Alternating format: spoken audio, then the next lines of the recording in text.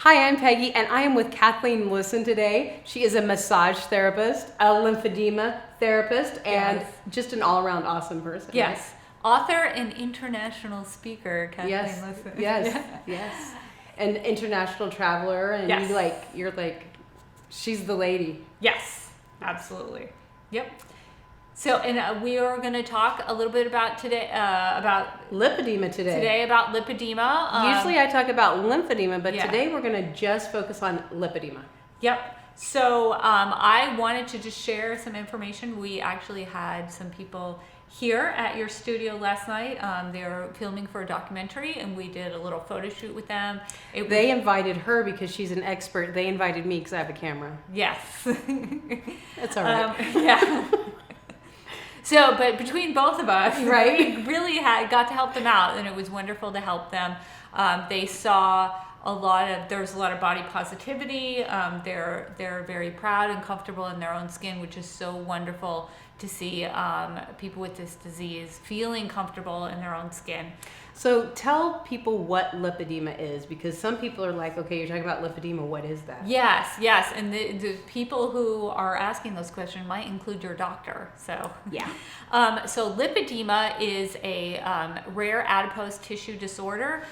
So usually we see it. It will start somewhere around where the estrogen and the hormones are increasing or decreasing in the body. So that could be puberty, it could be childbirth, it could even be the second or the third childbirth, doesn't just have to be the first, it can be menopause. And so what you will see is the fat, the amount of fat cells, adipose tissue in the lower half of the body is going to increase. And then what a lot of people will try to do is diet and exercise to try to control their weight, and they'll find out pretty fast that they cannot control this weight. This lipedema adipose tissue is really resistant to diet and exercise. So we know that all adipose tissue, that just humans in general are resistant to long-term changes through diet and exercise. But for a woman, a person with lipedema, this will be even a short-term change. They'll be able to perhaps lose weight temporarily in the top half of their body, but it just won't budge on the bottom half. Mm-hmm. So, and you see that a lot. Sometimes people just think, oh, I'm just pear-shaped or whatever, but sometimes it's actually a medical condition. Yeah. So there are a lot of people who are just pear-shaped, and there's a lot of different shapes, sizes, heights, weights of human beings, and all of that is natural. We're just talking about when the adipose tissue, something's wrong with it, and we don't exactly know why. There's a lot of different moving parts, so you might also feel very tender in the area where you had this lipedema fat. The fat is like nodules, so it'll feel like peas under the skin, or like feeling into a Beanie Baby where you feel that texture.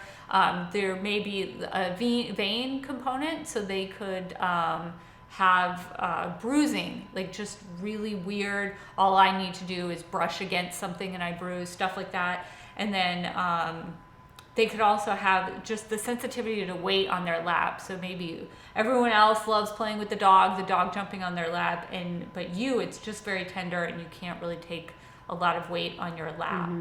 So that's kind of some things that kind of pique your interest. If some of that applies to you, then definitely research more into lipedema. Yeah. So you work with lipedema patients all the time. So you're of course an expert on it.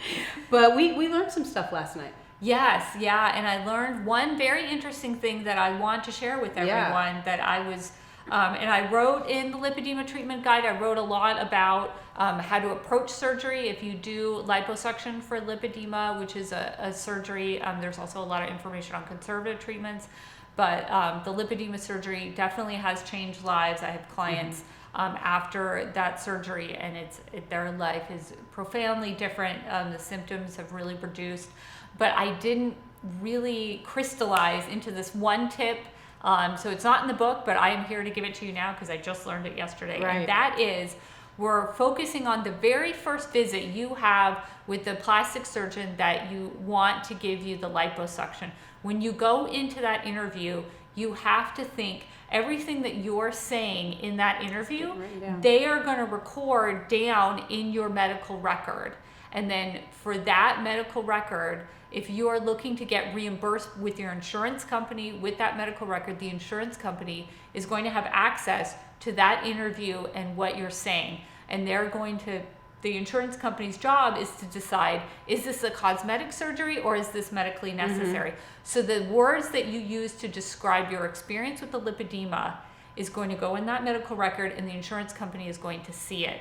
So if an insurance company hears things that make the insurance company think that it's a cosmetic surgery, like you don't like your body, you don't like the look of it, you want to look different, those are things that we might say to a plastic surgeon for a cosmetic procedure that we would pay cash out of our own wallets for. I would guide you to share information instead that is focused on the medical symptoms that you have as a result of the lipedema, whatever you are feeling in your body. That's a medical symptom that the surgery can resolve. Right. And that's the real important thing to get. Think of the end game. If you want this covered by insurance, you have to give your doctor and the insurance company the tools that they need to know that this is indeed a medical surgery. And that's not being like manipulative or skeezy at all, because this is a medical procedure and this is something that can cause lots of problems down the road. Yes. But also it's, as a human, you want to look good. So you may say to your plastic surgeon, well, my clothes don't fit right, I can't ever find clothes. No, he doesn't need to know that. He knows that, but you don't need to say that. Just say like, it's causing me pain, or the fatigue or the bruising, or, things that are actually physically caused by it. Yeah. And leave all your emotional stuff as far as your body image and how you leave all that out of your doctor's visit. Because your doctor he knows, he doesn't need to hear it from you. And that way he doesn't have to write it down. Yeah. Focus on what your doctor needs to know in order to give you this medical procedure if you do want the medical reimbursement. Right, because it is something for your health. I mean, there is complications that can occur down the road. So, some people do have, severe pain and, yes. Yep. So that's my hot tip for you. You want to tell them anything else? No? Just keep on watching this vlog. This vlog. To get more great information about lymphedema and lipedema. Yeah. Normally we talk about lymphedema, but every once in a while I like to talk about other things. Yeah. Like when I'm in LA. Yes. We talk about lipedema. Yay. So that's it, guys. Thanks so much. I hope this was helpful to some of you. And if you are in Southern California, look her up, because she is the woman. And follow her on TikTok. Yeah. Follow me on TikTok. All right. All right, guys. Bye-bye. Bye.